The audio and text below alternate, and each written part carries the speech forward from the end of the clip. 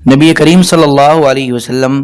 اور آپ صلی اللہ علیہ وسلم کے صحابہ کرام کس طرح جمعوں میں، جماعتوں میں، حج اور غزوات میں اور تمام حالات میں بیان کیا کرتے تھے اور لوگوں کو اللہ کا حکم ماننے کی ترغیب دیا کرتے تھے، چاہے اللہ کے حکم مشاہدہ اور تجربہ کے خلاف کیوں نہ ہو، اور کس طرح لوگوں کے دلوں میں دنیا اور اس کی فانی لذتوں کی بے رغبتی اور آخرت اور اس کی ہمیشہ رہنے والی لذتوں کا شوق پیدا کیا کرتے تھے، اور گویا کہ وہ پوری امت مسلمہ کو، مالدار اور غریب کو، خواص اور عوام کو اس بات پر کھڑا کرتے تھے کہ اللہ اور اس کے رسول کی طرف سے جو احکام ان کی طرف متوجہ ہیں وہ اپنی جان لگا کر، اپنا مال خرچ کر کے ان احکام کو پورا کریں،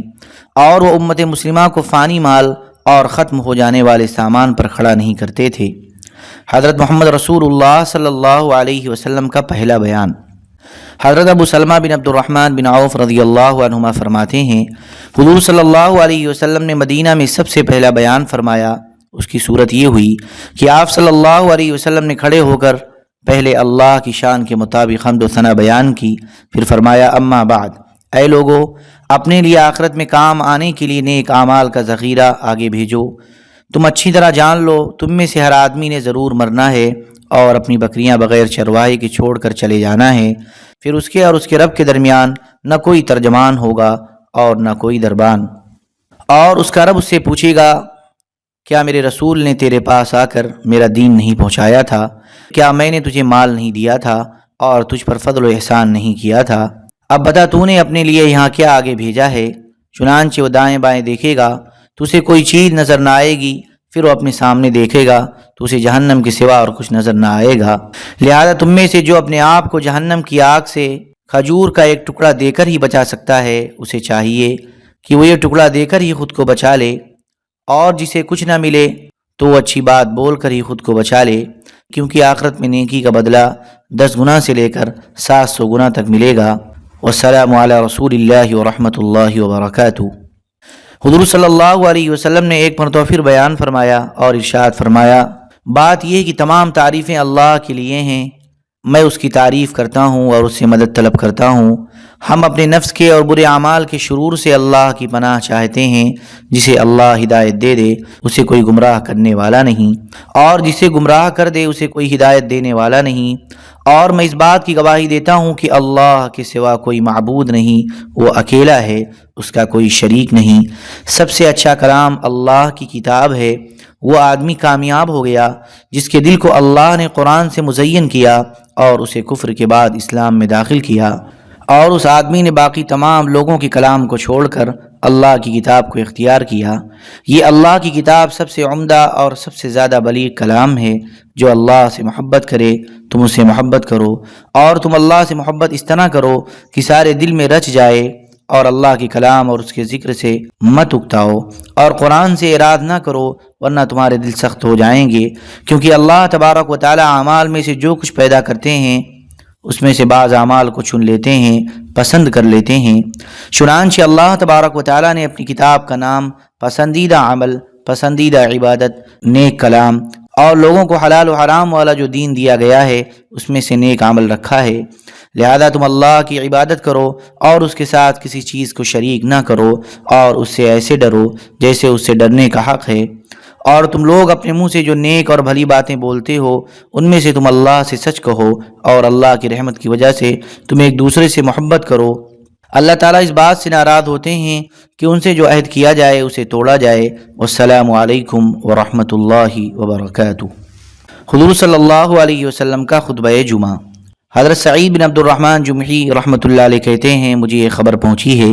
کہ حضور صلی اللہ علیہ وسلم نے مدینہ میں بنو سالم بن عوف کے محلے میں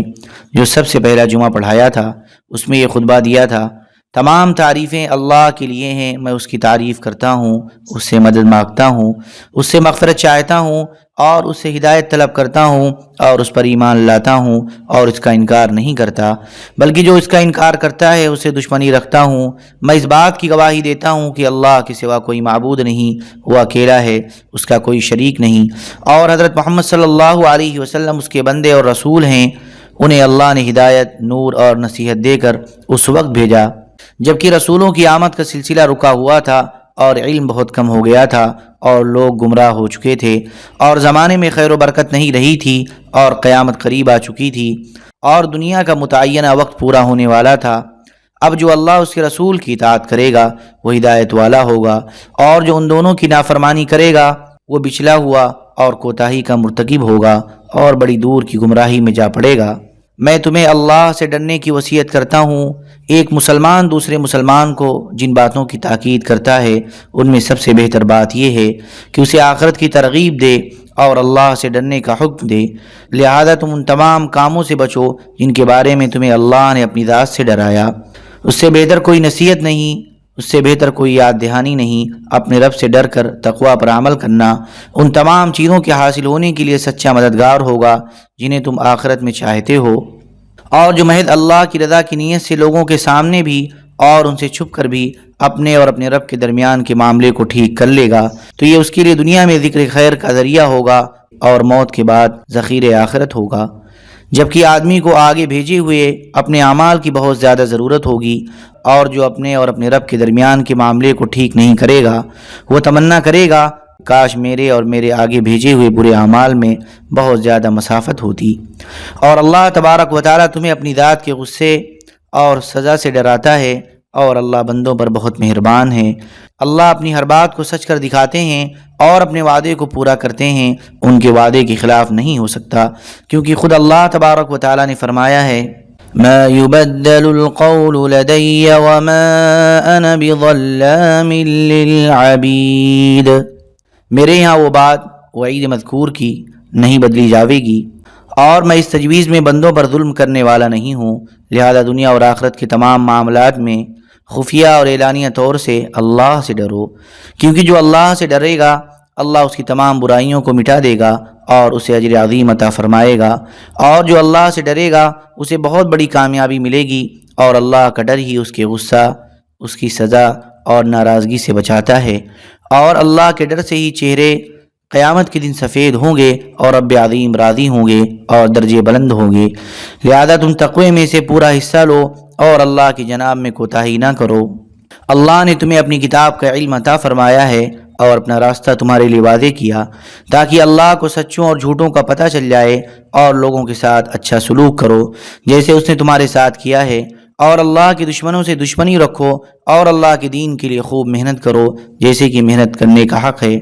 اسی نے تمہیں چنا ہے اور اسی نے تمہارا نام مسلمان رکھا ہے تاکہ جسے گمراہ ہو کر برباد ہونا ہے وہ دلیل اور نشانی دیکھ کر پھر برباد ہو، اور جسے ہدایت پا کر حقیقی زندگی حاصل کرنی ہے وہ دلیل اور نشانی دیکھ کر حاصل کر لے، اور نیکیاں کرنے کی طاقت صرف اللہ ہی سے ملتی ہے۔ اللہ کا ذکر کثرت سے کرو اور آج کے بعد والی زندگی یعنی آخرت کے لیے عمل کرو جو اپنے اور اللہ کے تعلق کو ٹھیک کر لے گا۔ اللہ تبارک و تعالیٰ اس کے اور لوگوں کے درمیان کے معاملات کو خود ٹھیک کر دیں گے، کیونکہ اللہ کا فیصلہ لوگوں پر چلتا ہے اور لوگوں کا فیصلہ اللہ پر نہیں چلتا۔ اللہ تبارک و تعالیٰ لوگوں کی ہر چیز کے مالک ہیں اور لوگ اللہ کے ہاں کچھ اختیار نہیں رکھتے۔ اللہ سب سے بڑے ہیں اور اللہ عظیم سے ہی نیکی کرنے کی طاقت ملتی ہے۔ اللهم صل على سيدنا وحبيبنا ومحبوبنا ومولانا محمد وبارك وسلم۔ سبحان ربك رب العزة عما يصفون وسلام على المرسلين والحمد لله رب العالمين۔